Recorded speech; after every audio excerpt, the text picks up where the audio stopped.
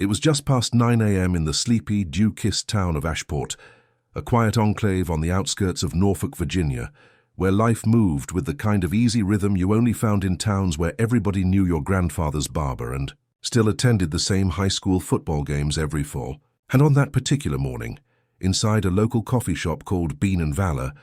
a modest but cozy establishment with weathered brick walls and brass pendant lights that gave it a warm amber glow, sat Marcus Hawk Hawkins, a man whose presence didn't scream danger, but radiated it in a quiet, coiled way,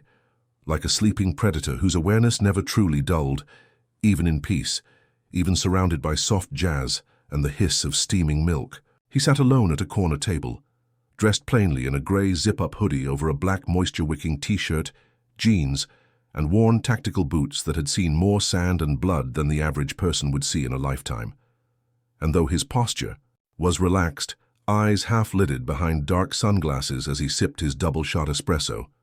his mind was in a constant loop of mental assessments, exit routes, suspicious movements, body language patterns, years of training and countless deployments had etched that into his very bones, and it didn't fade just because the battlefield had shifted from war zones to Starbucks lookalikes. Marcus wasn't a large man, but his presence was dense, like the gravity around him had its own pull, and the slight bulge under his hoodie, a legally holstered Sig Sauer P226, wasn't visible unless you were actively looking. But unfortunately, someone had been and someone had called it in, and so it happened that while Marcus sat there contemplating whether the espresso roast had changed from last week, the front door to Bean and Valor jingled sharply, and in walked Officers Darren McGill and Kyle Brenner, two fresh-faced rookies with crisp uniforms, cocky shoulders, and the unearned swagger of men who believed the badge alone commanded respect, who'd barely been in uniform 6 months and were still talking about high school football, like it mattered in the grand scheme of things, and they were responding to a report, a vague, racially tinged 911 call from a nervous middle-aged woman who said a suspicious black man was in the cafe with what might be a weapon under his coat, which by itself was not illegal, not even suspicious in open carry Virginia, but McGill and Brenner didn't think to de-escalate or inquire, or approach with the calm professionalism the badge demanded. No, instead, they walked straight up to Marcus with their hands already on their belts, eyes locked, tension high, and said, "Sir, we need to see some ID," with the clipped, impatient tone of men already certain of their authority and already assuming guilt. And Marcus, ever the professional, ever the soldier, slowly set down his espresso, removed his sunglasses, and locked eyes with McGill, his voice calm, level, non-threatening as he asked, "What's the problem, officer?" And yet, instead of responding with clarity, they escalated, demanded again, voices rising, hands twitching near their cuffs, until Brenner suddenly said, "Gun! He's got a gun!" And without allowing Marcus the decency of a reply, they lunged, pulling his arms back, wrestling him sideways out of his chair, slamming him onto the tile floor while his espresso cup shattered against the leg of a nearby chair. Dark liquid blooming like a wound across the clean floor as gasps echoed throughout the cafe. Phones came out, customers stepped back, baristas froze, and in less than 30 seconds, Marcus Hawkins, decorated Navy sniper, 5-tour combat veteran, former hostage rescue specialist, who had taken bullets for this country and buried many brothers to count,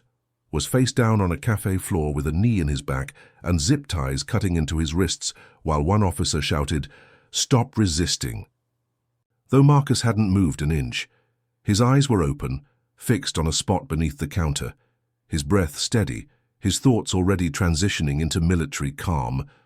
Observe, analyze, adapt. But inside, something cold had snapped. Not anger, exactly, but something heavier. The quiet devastation of being misread, disrespected, violated not by enemies in some hostile country, but by the very system he had bled to defend. And while McGill searched him roughly, pulling his wallet, tossing his veteran ID on the ground like trash, Marcus said nothing, not because he couldn't speak, but because he knew anything he said would be either ignored, twisted, or used against him. Instead, he let the moment stretch, let the shame settle on the officers, as the murmurs in the room shifted from curiosity to horror, as an elderly man at the corner table stood up and said, "You've made a mistake." And a young mother filming with her phone asked loudly, "Do you know who that is?" But the officers ignored them all, too deep into the lie of control to admit error, and as they dragged Marcus to his feet and marched him through the door past the glass cases of croissants and local community flyers, the patrons parted, not in awe, but in guilt, as if their silence had been complicity. And outside the morning sun was warm, mocking in its brightness as the cops shoved Marcus into the back of a squad car, its interior rank with old coffee and sweat, and he sat there, hands restrained, back straight, while Officer McGill made a call to the station, stating they had apprehended an armed suspect. And still, Marcus said nothing, because words were not the currency that mattered anymore. Credentials didn't matter. Medals didn't matter. Nothing mattered but the perception of threat through the lens of fear and prejudice. And in the cruiser's rearview mirror, Marcus could see the officers laughing, high-fiving each other, congratulating themselves on a job well done. And all the while, his mind ran through protocols, through rules of engagement, through memories of dusty kill zones and frost-bitten mountaintops, and the one rule that always kept him alive: no. When to wait. Wait for the call, wait for the moment, and so he did. He waited, silent still, with the eyes of a man who had stared down death and seen it blink first, because this wasn't over, not by a long shot. And when they reached the station, when they tried to process him like a common criminal, when they asked for his phone, and he finally looked up, smiled once, just once, and said, "You'll want to remember this moment." It wasn't a threat, just a truth, the kind that sends chills down your spine when you realize too late that the man you've disrespected could dismantle your world without ever raising his voice. And as they led him past the booking desk, past the wall of faded Officer of the Month photos and the cheap plastic chairs bolted to the floor, Marcus locked eyes with the duty sergeant, a grizzled old man who froze in place when he saw the name on the intake sheet and immediately whispered, "Oh, hell," under his breath, because he knew exactly who Marcus Hawkins was, what he'd done, who owed him favors, and most importantly, who would be calling soon and calling loud. And as Marcus sat down in the holding cell with the same calm composure of a sniper in the grass, already making a mental list of who to contact and in what order, somewhere back at Bean and Valor, the baristas were crying, the patrons were stunned, and the woman who had made the call was nowhere to be found, vanished into her own cowardice, while the truth had already begun to ripple outward, because when you handcuff a Navy sniper, you don't just bind a man, you trigger a reckoning. Inside the holding cell, where concrete walls pressed in with sterile silence, and the air carried the faint odor of mildew and dried sweat, Marcus Hawkins sat motionless on the narrow bench, his wrists still chafed from the zip ties, though they'd been hastily cut off after a higher-ranking officer, Sergeant Trent Wallace, had recognized his name and immediately ordered him treated with a courtesy not extended during his violent arrest. And yet Marcus made no motion to stretch, no outburst, no indication of fury or confusion. Instead, he simply sat, his eyes steady, breathing shallow, mind churning like a computer booting up an old file buried deep under classified clearance, because when you've spent your life ghosting behind enemy lines, rescuing diplomats from terrorist compounds, taking out war criminals at 2 clicks, and witnessing unspeakable horrors no press briefing could ever touch, you learn the true value of silence, not as weakness, but as power compressed. And Marcus was compressing now, folding every insult, every bruise, every memory of being tackled in that cafe under the weight of incompetence and racial suspicion, folding it neatly inside the iron vault of his mind while the station outside bustled obliviously. It wasn't until a young officer with a clipboard arrived and asked for a basic intake form that Marcus moved at all, slowly reaching into his boot and pulling out a battered military-grade sat phone, which had slipped detection during the rough pat-down because it was embedded in the sole of a custom boot liner designed for extraction scenarios, not coffee shop mishaps, and the officer blinked in confusion, unsure whether to raise an alarm or wait, and before he could choose, Marcus simply held the phone up to his ear and said 6 words with a calmness so pure it chilled the room. "Tell General Rourke I've been compromised," followed by a string of alphanumeric code that would have meant nothing to anyone in that station, but would move mountains in the right ears, And as the young officer backed away, instinctively realizing he was out of his depth, Marcus closed the call and waited, knowing full well what machinery had now been set into motion. Because Abram Rourke wasn't just a four-star general, he was the kind of myth whispered about in Pentagon corridors. A man who had climbed through the ranks not because of politics or privilege, but because of an unshakable record of battlefield brilliance and leadership under fire, and more importantly, because Marcus had once saved his life during an unsanctioned Black Ops mission in Kyrgyzstan involving chemical weapons, hostages, and a 23-hour standoff that never made the news because men like Marcus and Rourke didn't operate in the public eye. They were the reason certain crises were only rumors, and that bond between them wasn't casual or ceremonial. It was carved in blood and silence, and when Marcus made that call, he knew what it would trigger. Just as he knew how fast the web of military command could respond when one of their own was being mishandled by civilians too green and too arrogant to understand the magnitude of what they'd done. And so, less than 20 minutes after that brief coded message had been spoken into an encrypted line, the first ripple hit an untraceable call to the Pentagon switchboard, followed by simultaneous pings to the Department of the Navy, the HID, Office of Naval Intelligence, and eventually to a private line buried beneath layers of security clearances, where General Rourke himself, seated in a secure briefing room reviewing ongoing counter-terror operations, received the simple message, "Hawk compromised. Civilian jurisdiction. Immediate protocol requested." And the moment he read it, Rourke stood, dismissed the room with a silent wave, and within 7 minutes was aboard a blacked-out military SUV flanked by 2 aides and his legal attaché, heading not to the White House or the Pentagon, but to a small-town police station that had no clue it had just become the epicenter of a national embarrassment. Meanwhile, back at the station, word was spreading like wildfire, though not in the usual chaotic way. No, this was something colder, tighter, more controlled, as key names and high-clearance whispers began trickling in through secure channels, first confusing the desk sergeant, then alarming the police chief, who'd been out golfing when he got the call, and now raced back in panic, tie askew, face pale, and entered the main floor of the station just as the desk officer looked up from her terminal and said, "Sir, we've got 3 different branches, asking about someone in holding cell B, someone named Hawkins." And it was then the chief, whose career had never involved federal oversight beyond the occasional FBI liaison on a trafficking case, realized something was wrong on a scale he couldn't contain. At the same time, in the back, Marcus remained seated, posture perfect, fingers interlocked loosely between his knees,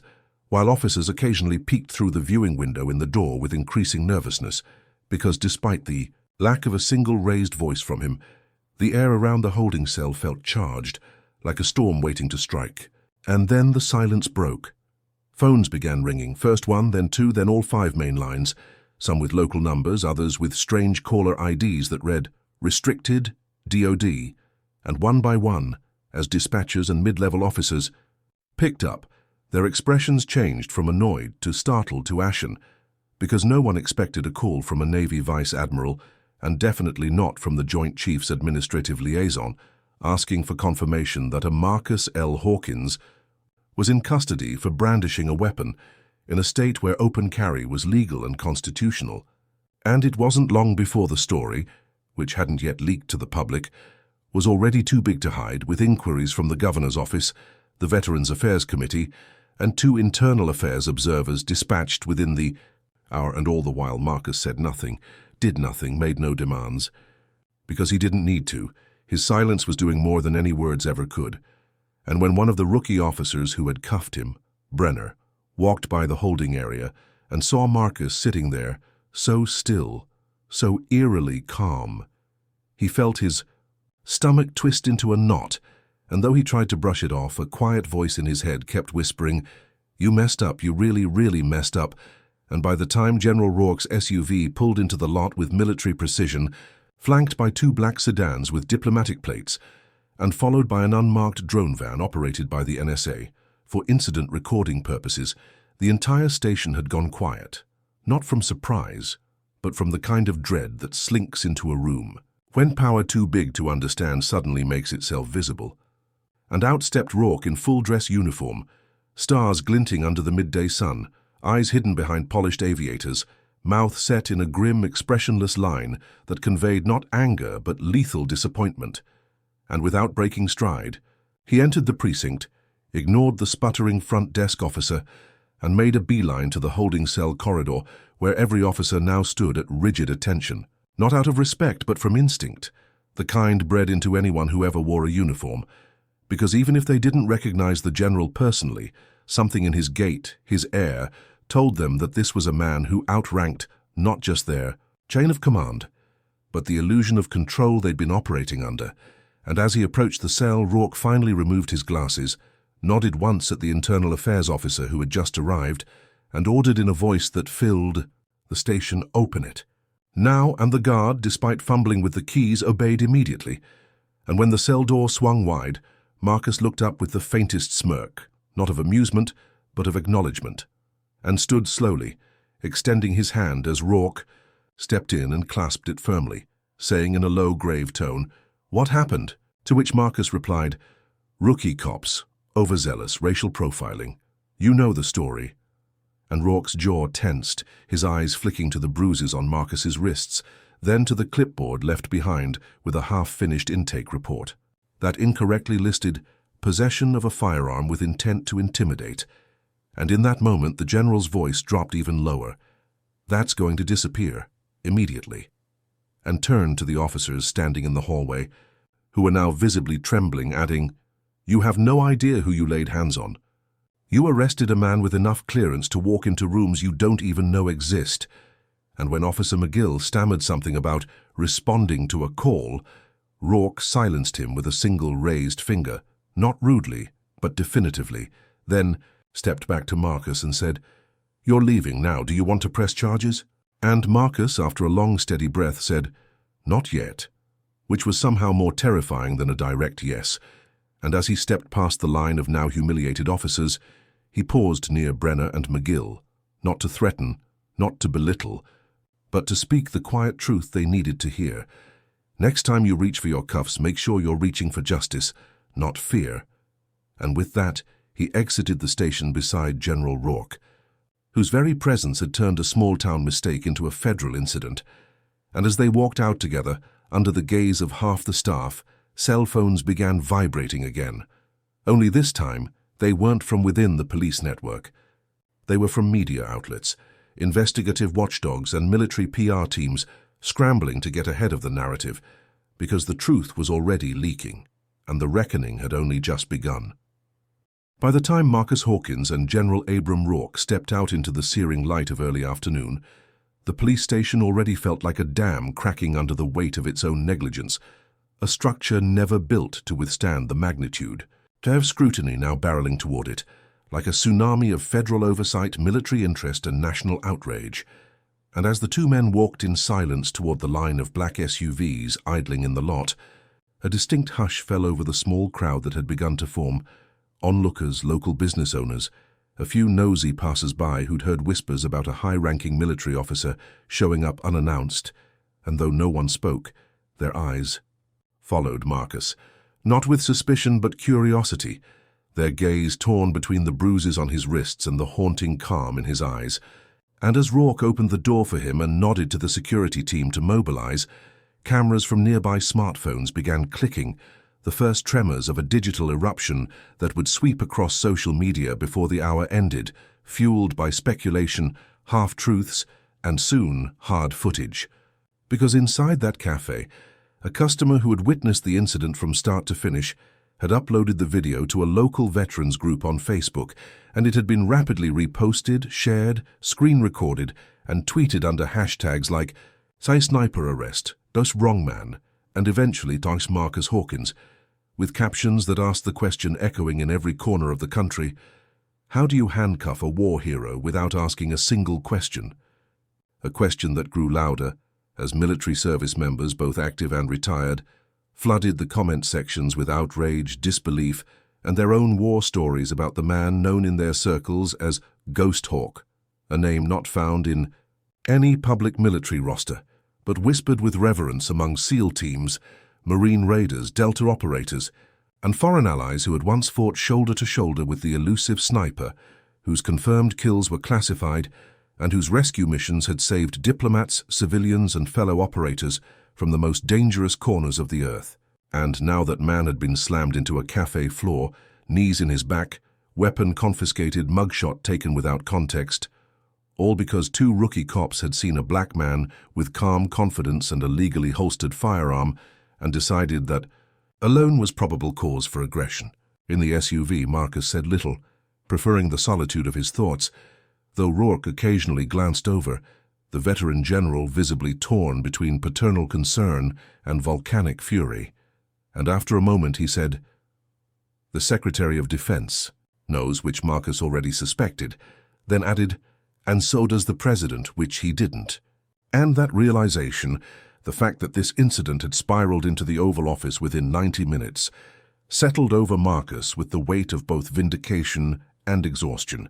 because he'd spent his entire life staying off the radar, letting others take credit, letting history forget his name in exchange for peace. But now his name was everywhere, and not because of valor or sacrifice, but because of injustice, again.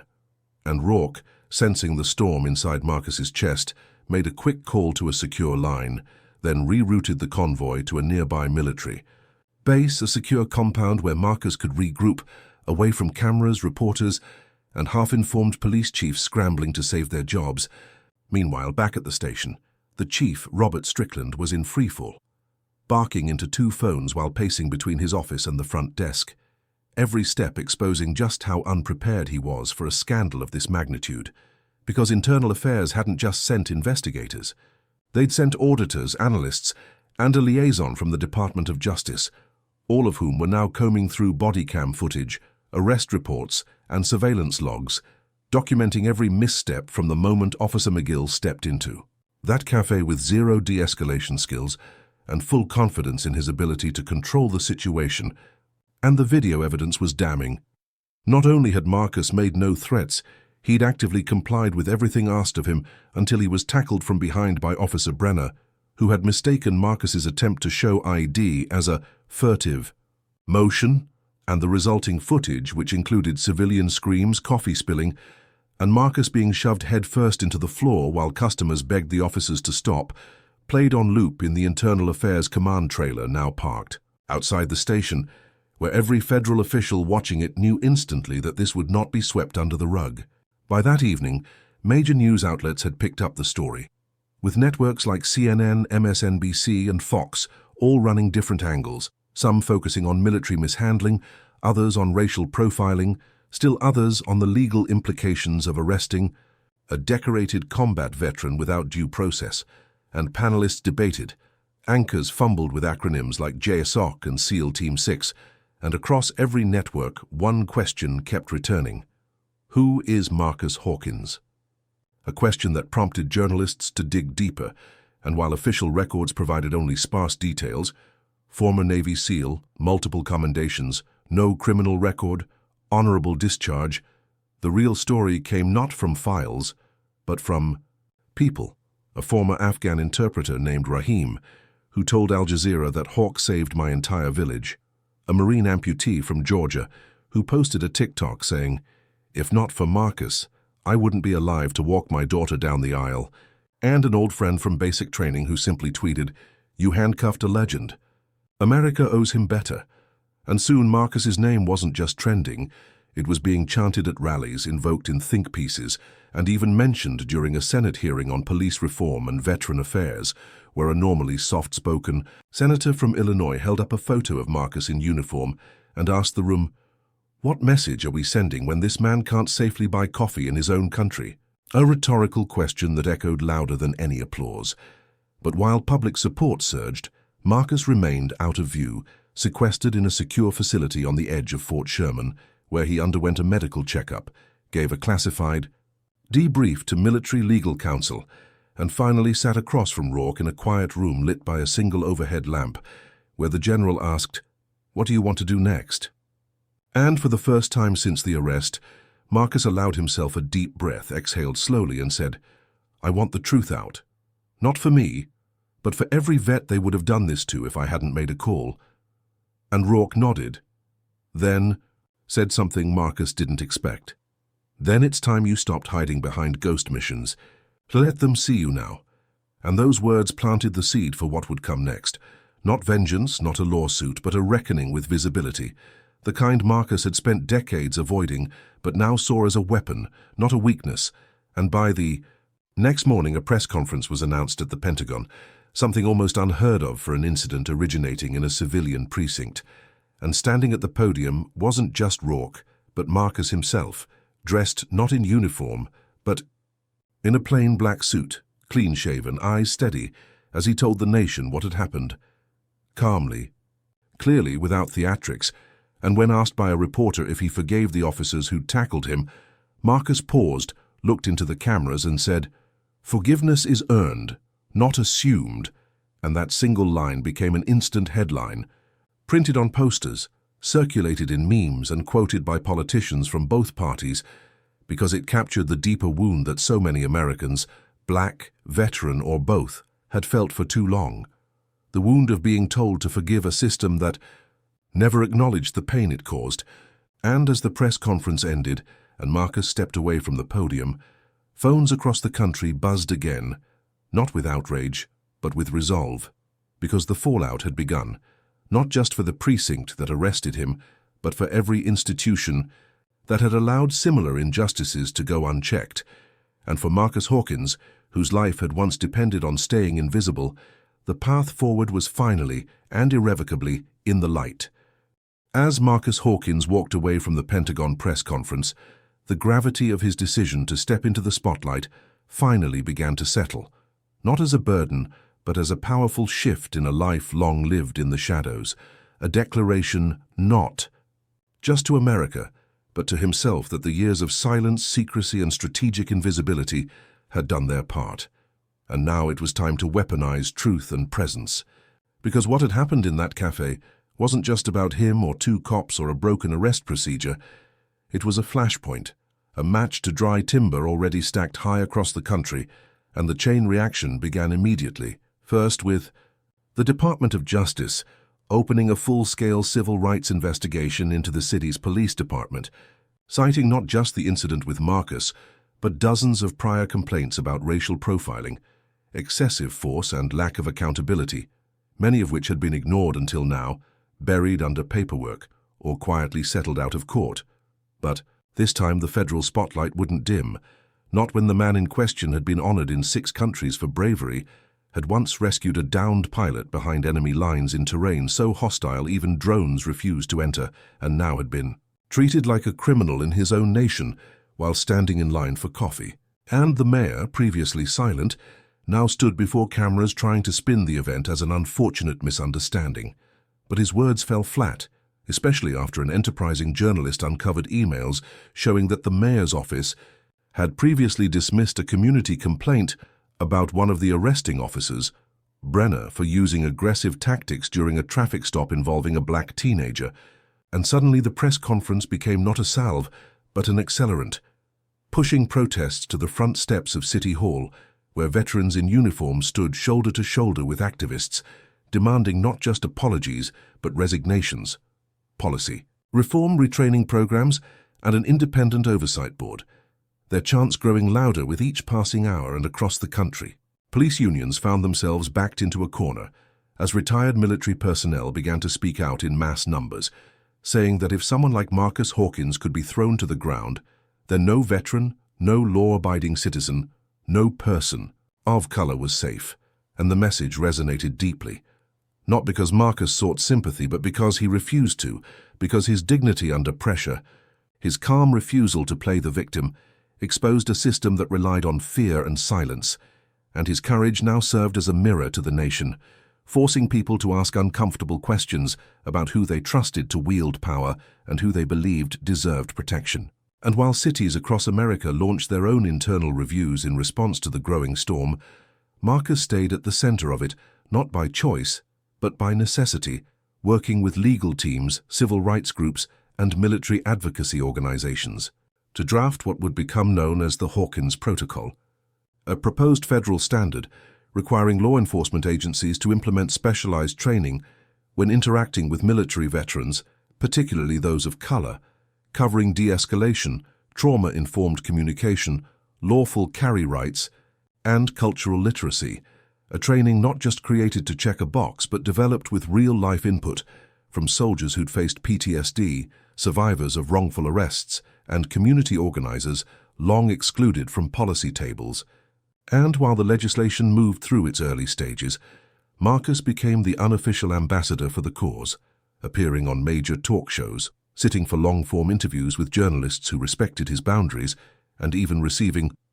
an invitation to speak at the UN Human Rights Council,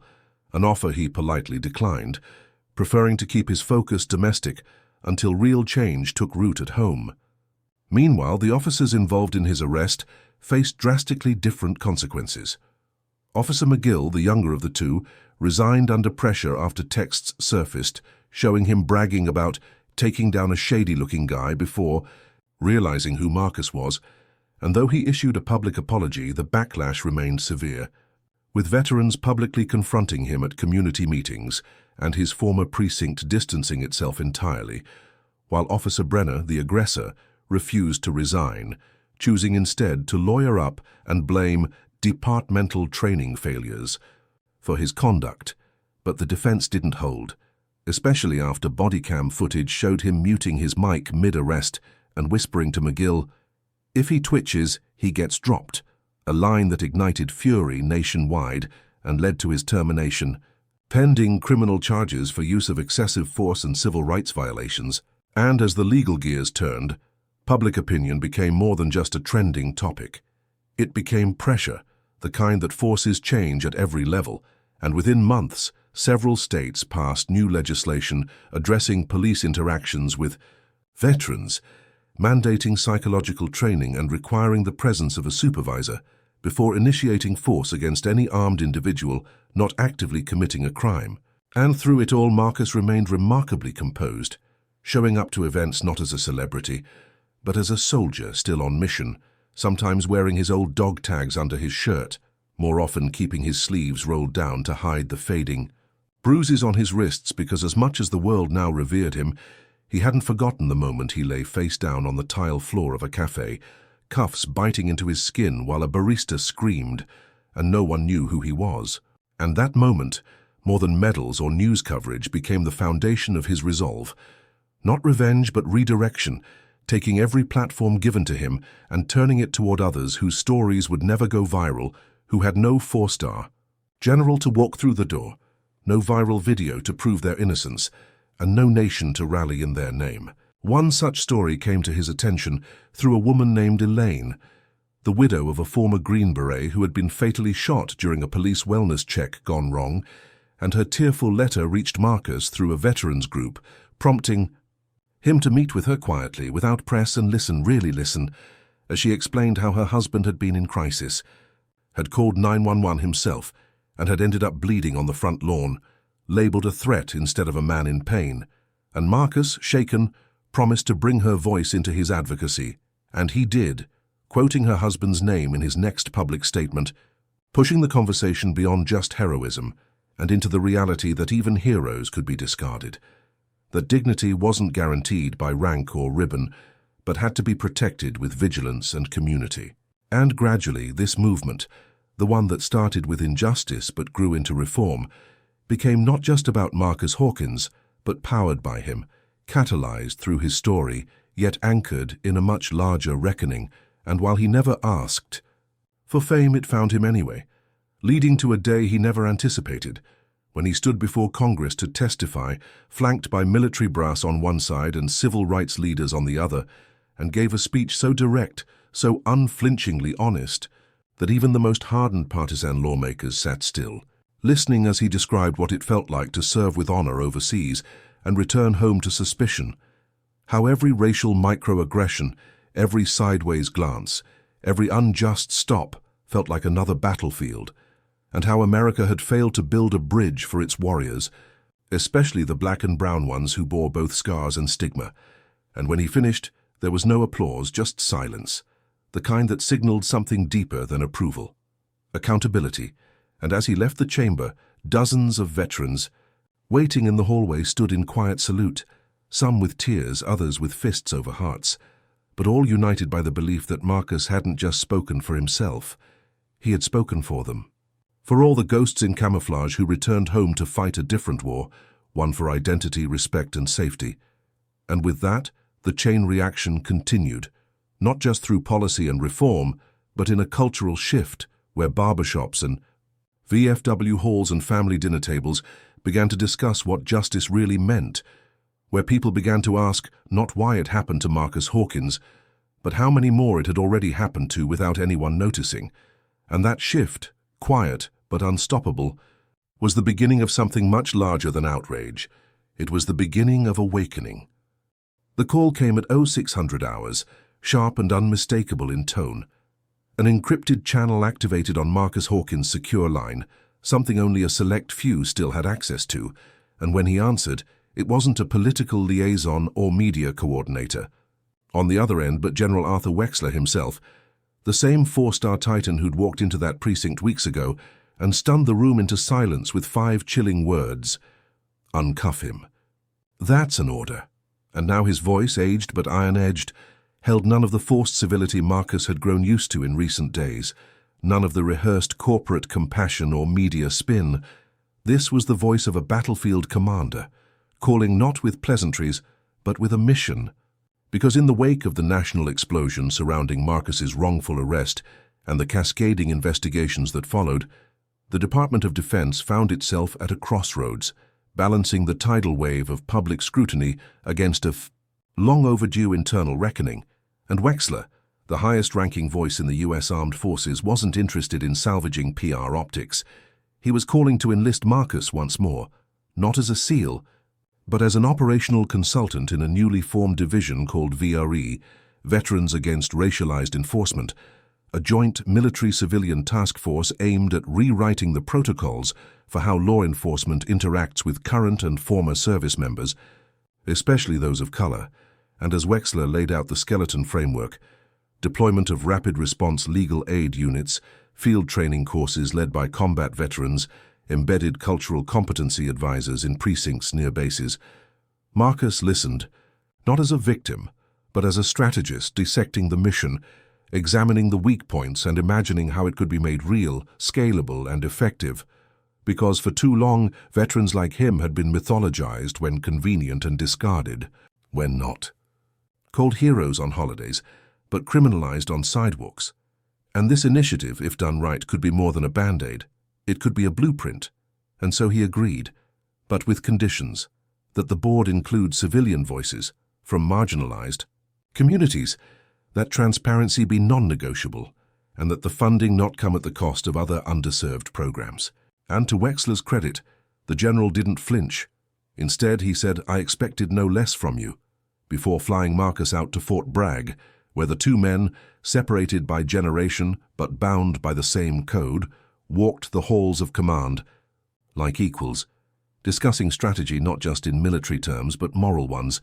And it was there, in a quiet strategy room lined with digital maps and real-time surveillance feeds, that Marcus met the rest of the task force, a diverse cadre of former Green Berets, Afghan translators turned U.S. citizens, a Marine JAG officer who once sued the Pentagon for racial discrimination, and a former police chief who left his post after refusing to cover up a racially motivated shooting. And as they gathered around the war table, Marcus saw something he hadn't felt in months: unity, not in silence but in shared purpose. And as they worked day and night to draft policy, simulate scenarios, and reverse engineer the flaws in current law enforcement models, Marcus led with a mix of tactical brilliance and personal urgency, using his own experience as a case study, dissecting how bias escalated threat perception, how uniforms didn't always signify allyship, and how trauma, when unacknowledged, could weaponize every encounter. And outside those secured rooms, the nation kept watching, with media calling him America's conscience in combat boots, a phrase he hated but tolerated because the work was real and the stakes were too high to nitpick language. And soon, under his influence, VARE deployed its first pilot program in a major city, embedding veteran advocates in high-incident precincts, not as watchdogs, but as bridges, intervening during tense encounters, facilitating post-incident debriefs and building rapport where distrust ran deepest, and the results were immediate.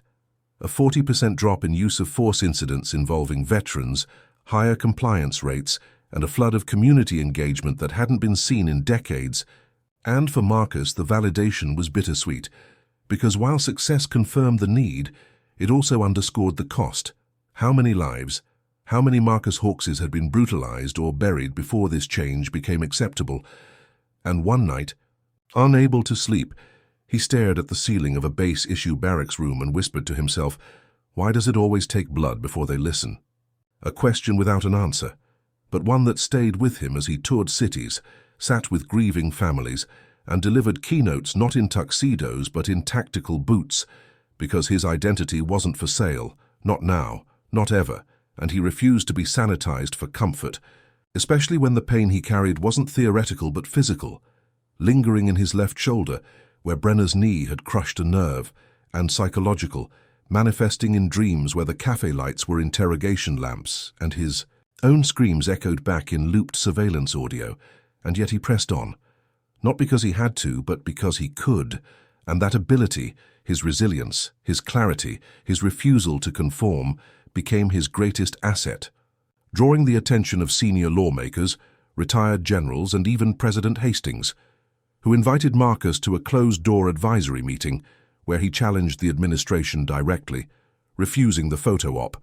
rejecting the shallow praise, and instead handing over a dossier of 137 recommendations compiled by Vieira, saying, "Don't tell me thank you. Tell me what you're going to do about this." And the president, perhaps shocked by the bluntness, nodded and replied, "I think you just earned yourself a desk in this building." And within weeks, Marcus was granted special advisory status, granting him full access to interdepartmental reform sessions, national policy drafts, and law enforcement oversight boards, making him one of the most powerful veterans in the country, not by title, but by influence. And with that power, he did what few could. He amplified the invisible, naming names, calling out silent institutions, and forging alliances across ideological lines, turning adversaries into allies by speaking in terms they understood: duty, honor, and justice, the language of the uniform, uncorrupted by partisanship. And as the VRE program spread from state to state, their impact became a case study in successful reform, taught in universities, cited in legal arguments, and modeled by other countries struggling with similar fractures between law enforcement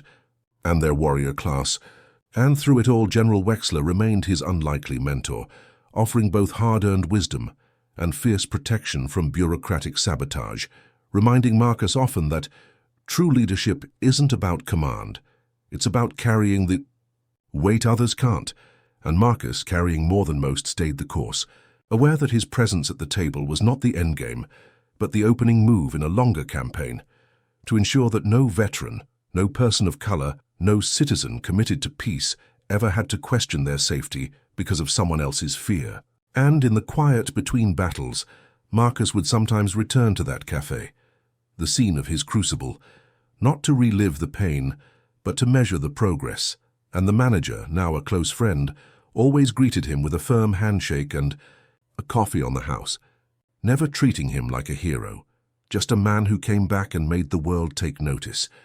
And it was in those small moments, away from the cameras and headlines, that Marcus found his truest reward. Not in applause, not in decoration, but in transformation. And he knew then, deep in the steel core of his soul, that the general's call wasn't just an invitation to serve again, but a summons to lead where others had failed, to turn trauma into policy, pain into progress, and to ensure that when the next Marcus Hawkins rose, the world wouldn't need a general to uncuff him, because the world would already know better. Just when Marcus Hawkins thought he had found a rhythm in this new chapter of his life, a rhythm not of peace exactly, but of productive battle, of forward momentum and meaningful change, the shadows of his past began to stir,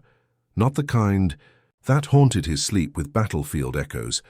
but deeper ones rooted not in war zones overseas, but in the institutional silence and betrayal that predated even the cafe arrest. Because buried in his personnel file, under the highest levels of clearance,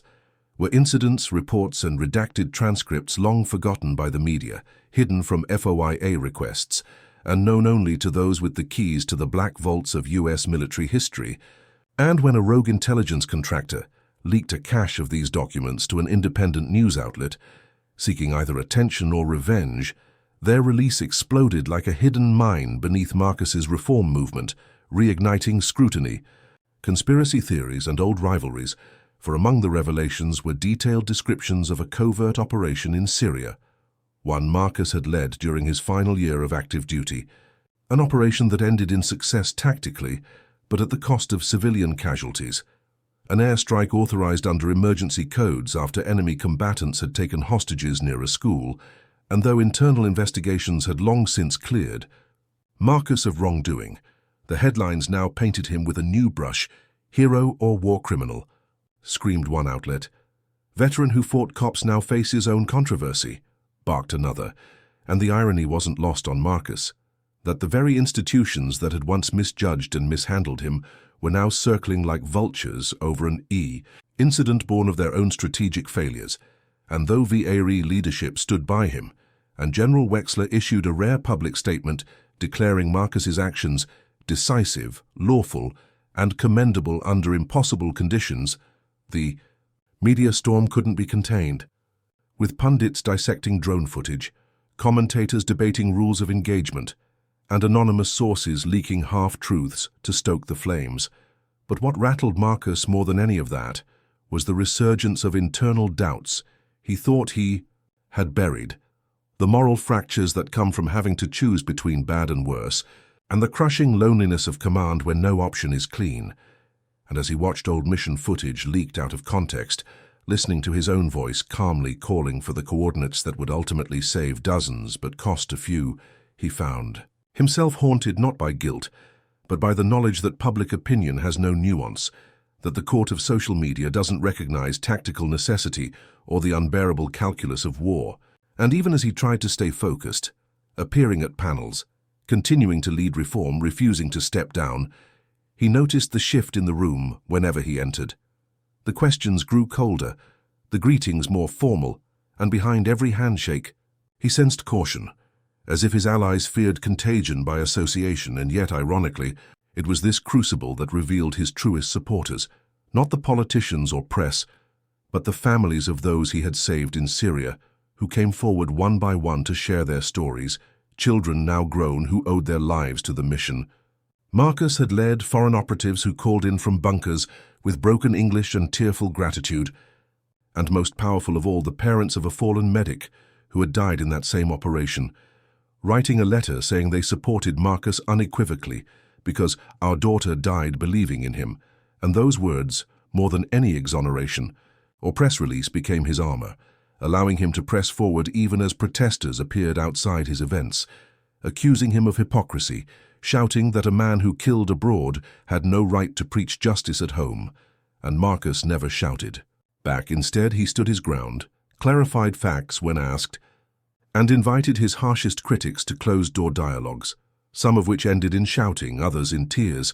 and a few in genuine understanding. And it was in one of those meetings, held at a community center in Baltimore, that he met a former Marine-turned-activist named Isaiah Cross, who challenged him directly. "How can you ask black folks to trust the system when you were part of the machine that broke it abroad and enforces it here?" And Marcus, unflinching, replied, "Because I was part of it, I know where it's weak and I can break it open from the inside." And that answer didn't end the argument, but it started a respect between the two men that would evolve into partnership, with Isaiah joining VRE as its first civilian co-director, bringing street-level insight, grassroots fire, and a voice that refused to be polished for press. And together, they revamped the organization, launching a second wave of reforms targeting not just law enforcement training, but also VA services, trauma care access, and mental health resources for returning veterans, especially those of color who too often fell through the cracks into homelessness or incarceration. And all the while, Marcus continued to face investigation, not criminal, but reputational, endless interviews with Pentagon, review boards, classified interrogations, and one final sit-down with a military ethics tribunal where a grizzled former admiral looked Marcus in the eye and said,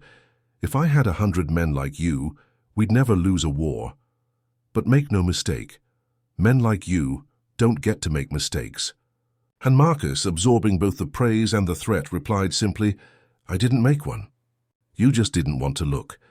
And with that, the board dismissed him. No charges, no apologies, just a quiet reclassification of the mission files and an unspoken agreement to never speak of it again. But Marcus didn't need their absolution, because by now he understood his path wasn't one of purity, but of purpose, and the past wasn't a wound to be hidden, but a scar to be carried, shown and explained, so others could learn. And slowly, the media storm passed, not because it lost interest, but because it moved on to fresher outrage. And Marcus, ever aware of public fickleness, used the quiet to re-strategize, consolidating his efforts into what he called the Second Mission Initiative, a nationwide campaign connecting veterans to civic leadership programs, mentorship, pipelines and advocacy training, because he believed the military had trained soldiers to serve, but never taught them how to lead at home. And that disconnect created both disillusionment and radicalization, and Marcus's vision was to fix that, not with slogans, but with systems, with funding, with real pathways. And as the initiative gained traction, even some of his former critics returned, quietly donating, signing on, and admitting that while they still questioned parts of his past, they couldn't deny the impact of his present.